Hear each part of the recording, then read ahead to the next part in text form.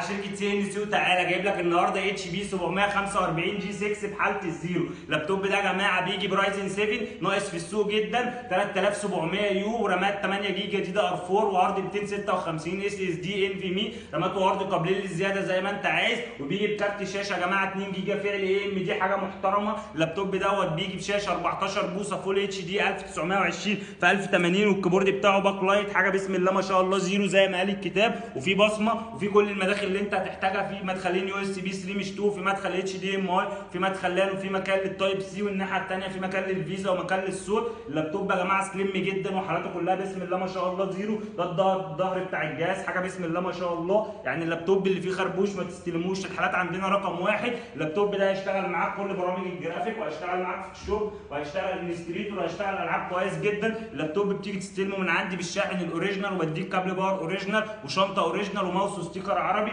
والشحن مجانا يا جماعه عندنا لحد باب البيت. لو انت مهتم اكتب تم، وهتسمع سعر ما حصلش الارخص جهاز 745 جي 6 رايزن 7 في السوق، والحالات رقم واحد. شكرا.